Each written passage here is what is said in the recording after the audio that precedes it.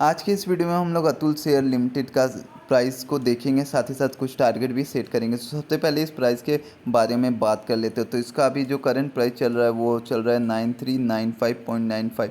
अगर पिछले 1 ईयर की रिटर्न की बात करें तो पिछले 1 ईयर में इस शेयर ने लगभग -1.88% का निगेटिव रिटर्न दिया है, जो कि काफ़ी कम है। और अगर पिछले 5 ईयर के रिटर्न की बात करें तो इस शेयर ने लगभग 295.94% का रिटर्न दिया, जो कि ठीक ही ठाक माना जाएगा। अगर आप मार्केट कैप की बात करो तो इसका मार्केट कैप है 27.73 TCR। अगर आप इसका टारगेट की बात करो तो जो हमारा पहला टारगेट इस शेयर का रहेगा वो रहेगा 10050। ये हम लोग का पहला टारगेट रहेगा इस शेयर का, अगर आप इस शेयर को बाय करना चाहते हो तो। अगर इस शेयर की करंट प्राइस की बात करो तो ये एक रनिंग शेयर माना जा सकता है। रनिंग शेयर उस शेयर को कहते हैं जो अपने हाई पे होता है। 1% कम है तो 1% 2% उतना ज़्यादा मायने नहीं रखता। रनिंग शेयर में अगर आप अपना इन्वेस्टमेंट करना चाहते हो, जो भी कैपिटल आप अपना लगाना चाहते हो, उसमें आपको एक बात ध्यान रखना चाहिए कि रनिंग शेयर अगर आपको काफ़ी ज़्यादा परसेंटेज एक बार में दे रहा है, एक साल पिछले 1 साल में दे रहा है, तो वो शेयर हो सकता है कुछ समय बाद डाउन जाए। तो ऐसे शेयर में जब भी आप अपना पैसा लगाओ उतना ही पैसा लगाओ जितना आप काफ़ी लॉन्ग टर्म में इन्वेस्ट करना चाहते हो। अगर आप इस स्टॉक को शॉर्ट टर्म के लिए लेते हो तो शॉर्ट टर्म में आप अपना टारगेट 2-3% रख सकते हो। अगर लॉन्ग टर्म में लेते हो तो लॉन्ग टर्म में मैंने पहले ही बता दिया आपको पहला टारगेट। अगर आपको बहुत दिन रखना है यानी कि 2-3 साल रखना है तो आप अपना लॉन्ग टर्म में टारगेट 20% तक रख सकते हो। इसमें 2-3 साल के लिए 20% इस स्टॉक में आप अपना टारगेट रख सकते हो। साथ ही साथ आपको अगर जब भी इस स्टॉक को अगर मान लो आपको इस स्टॉक में इन्वेस्ट करना है तो आपको स्टॉप लॉस लगाना है। स्टॉप लॉस लगाने के फ़ायदे मैं बताता हूँ। स्टॉप लॉस लगाने से क्या होता है कि आपका कैपिटल सेफ रहता है। यानी कि मान लो आपका टारगेट है इस शेयर से कमाने का 5% और ये शेयर लगभग 6% ऊपर गया है। उसके बाद ये शेयर टेक्निकली वीक से होने लगा, तो इस टाइप में आप अपने यहाँ पे इस 5% पे स्टॉप लॉस लगा दो, ताकि इससे नीचे जब आए उससे पहले ही आपका शेयर सेल हो जाए और आपको अपना प्रॉफिट मिल जाए।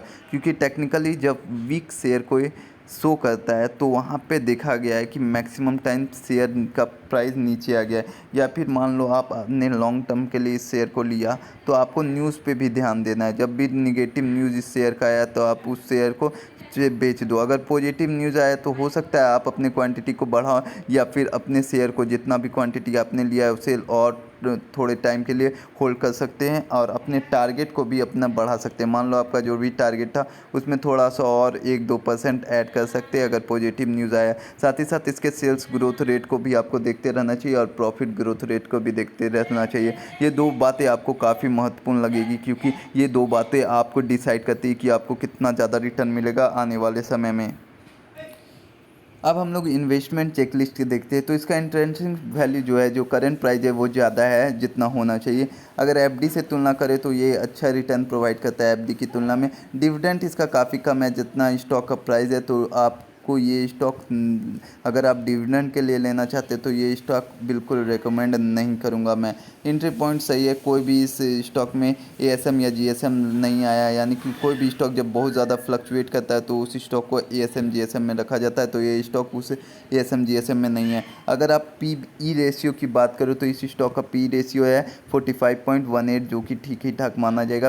अगर सेक्टर पी की देखा जाए तो इसका पी रेशियो काफ़ी अधिक है सेक्टर पी रेशियो से। अगर पीबी रेशियो की बात करें तो पीबी रेशियो इसका है 6.12%। अगर सेक्टर पी की बात करूँ तो सेक्टर पी से इसका पीबी रेशियो काफ़ी अधिक है, क्योंकि सेक्टर पी बी रेशियो 2.68 है। अगर डिविडेंड यील्ड की बात करूँ तो सेक्टर से इसका डिविडेंड यील्ड काफ़ी कम है, लेकिन इस स्टॉक में अगर आप ग्रोथ देखोगे तो पिछले 5 ईयर में अच्छा ही ग्रोथ मिलेगा। और अगर फोरकास्टिंग एंड रेटिंग की बात करें तो 45% ऐसे एनालिस्ट है जो इस स्टॉक को रेकमेंड करते हैं कि आप इस स्टॉक को ले सकते हैं लंबे समय के लिए। अब हम लोग थोड़ा सा फिनेंस पे इसके ध्यान देंगे। अगर आप होल्डिंग ट्रेंड को देखते हो यानी कि प्रमोटर्स की होल्डिंग को देखते हो तो वो लगभग 6 महीने में कांस्टेंट रहा है। अगर प्लेज की बात करो तो इसमें प्लेज कम है, जो कि एक पॉजिटिव तौर पे आप इसको ले सकते हो। म्यूचुअल फंड की होल्डिंग को देखो तो पिछले 3 मंथ में म्यूचुअल फंड ने इस स्टॉक को बिल्कुल बाय भी नहीं किया और ना ही सेल किया है। तो अब हम लोग क्या करते हैं, अब हम लोग थोड़ा सा और बैलेंस शीट की ओर चलते हैं, उसके बाद हम लोग और दूसरी चीज़ों को देखेंगे। तो सबसे पहले हम लोग इनकम स्टेटमेंट देखते हैं। तो इनकम स्टेटमेंट को जब आप देखते हो तो इसका इंडस्ट्री से रेवेन्यू ग्रोथ काफ़ी कम है, जो कि एक निगेटिव बात है। तो ये एक निगेटिव बात हो गया। मार्केट से जो है इसका डिक्रीज़ किया है, तो ये भी एक निगेटिव बात हो गया। अगर लॉन्ग टर्म के हिसाब से देखो तो लोअर देन इंडस्ट्री इनकम है, तो जो इसका नेट इनकम है वो भी लोअर है इंडस्ट्री की तुलना में, तो इसके भी आप निगेटिव पॉइंट ले लो। तो ये तीनों पॉइंट इस शेयर का निगेटिव है, निगेटिव निगेटिव निगेटिव। अब चलिए टोटल रेवेन्यू EBITDA के बारे में थोड़ा 2 ईयर का देख लेते हैं, उसके बाद हम और कुछ सारे डिटेल्स को देखेंगे। तो चलिए 2 साल का हम लोग कंपेयर करते हैं कि पिछले 2 साल में इस शेयर का टोटल रेवेन्यू कितना रहा है। तो पिछले 2 साल में इस शेयर का रेवेन्यू थोड़ा इंक्रीज़ किया है, जैसा कि आप स्क्रीन पे देख सकते हो। और अगर आप EBITDA की बात करो तो ये थोड़ा सा घटा है। अगर आप PBIT की बात करो तो ये थोड़ा सा घटा है। अगर PBT की बात करो तो ये थोड़ा सा घटा है। अगर नेट इनकम की बात करो तो ये भी थोड़ा सा आपको घटता हुआ नज़र आएगा। तो यहाँ पे जितनी भी सारी बातें सब निगेटिव चीज़ें आपको दर्शा रही है इस शेयर के बारे में। EPS की बात करो तो थोड़ा सा इंक्रीज़ किया है। DPS की बात करो या पे आउट की बात करो तो ये थोड़ा सा इंक्रीज हुआ, तो इसे आप थोड़ा से पॉजिटिव टर्म में ले सकते हो। अब हम लोग क्या करते हैं, अब हम लोग थोड़ा सा चलते हैं बैलेंस शीट की ओर। तो बैलेंस शीट अगर आप देखोगे तो लोअर देन इंडस्ट्री डेब्ट टू इक्विटी रेशियो है, तो आप इस टर्म को एक पॉजिटिव व्यू में ले सकते हैं। Higher than industry current ratio, तो इससे भी आप एक पॉजिटिव टर्म में ले सकते हो। तो दोनों पॉइंट पॉजिटिव है। अब हम लोग थोड़ा सा एसेट्स और लाइबिलिटीज़ को देख लेते हैं। पिछले 2 साल के एसेट्स और लाइबिलिटीज़ को हम लोग चेकआउट करते हैं। तो पहले हम लोग 2020 का टोटल एसेट देखते हैं। तो 2020 में इतना टोटल एसेट था, जो कि 2021 में बढ़ कर के इतना हो गया, और 2022 में बढ़ कर के थोड़ा और अधिक हो गया है, जैसा कि आप सभी को देख सकते हैं। तो ये टोटल एसेट एक पॉजिटिव व्यू यहाँ पे शो कर रहा है। अगर लाइबिलिटीज़ की बात करें तो टोटल लाइबिलिटीज़ अगर आप देखेंगे पिछले 2 साल में तो थोड़ा सा बढ़ गया है, जो कि एक निगेटिव व्यूज़ यहाँ पे प्रदान कर रहा है।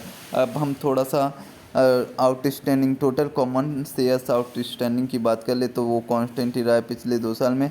Total liabilities and share equity की बात कर लो तो वो थोड़ा सा इंक्रीज हुआ है। अब हम लोग थोड़ा सा नेट कैश फ्लो भी देख लेते हैं। तो कैश फ्लो में आप बात करोगे तो सबसे पहले हम लोग net change in cash flow को देखते हैं। तो net change in cash flow अगर पिछले 2 ईयर का आप इस शेयर का देखते हो तो पिछले 2 साल में आपको लगभग इतना परसेंट का आपको चेंजेस नज़र आता है।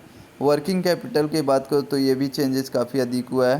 Capital expenditure, free cash flow, सारा चीज़ यहाँ पे थोड़ा थोड़ा चेंज नज़र आ रहा है। तो अगर आपको इस शेयर को लेना है तो मैं जाते जाते कुछ पॉइंट्स को आपको बता देता हूँ, जिसे आपको ध्यान में रखना है। सबसे पहले अपना टारगेट सेट करना है। रिस्क लेना है तो आपको रिवार्ड भी तय कर लेना है। स्टॉप लॉस ज़रूर लगाना है, शॉर्ट टर्म लॉन्ग टर्म दोनों में। साथ ही साथ आपको न्यूज़ देखना है, पॉजिटिव निगेटिव जो भी न्यूज़ ले रहा है उस तरह से अनुसार से आपको शेयर को होल्ड करना है। क्वांटिटी को बढ़ाना है या फिर क्वांटिटी को घटाना है, वो टोटली न्यूज़ पे डिपेंड करेगा। दूसरा, टेक्निकल एनालिसिस हमेशा करते रहना है। अगर टेक्निकल वीक शो कर रहा है तो आप अपने शेयर को सेल कर दो। अगर टेक्निकल बहुत ही स्ट्रॉन्ग शो कर रहा है तो आप अपनी क्वांटिटी को थोड़ा सा इंक्रीज़ कर सकते हो। ये टोटली डिपेंड करेगा कि आपके पास कितना कैपिटल है और आप कितना कैपिटल इस शेयर में लगाने वाले हो।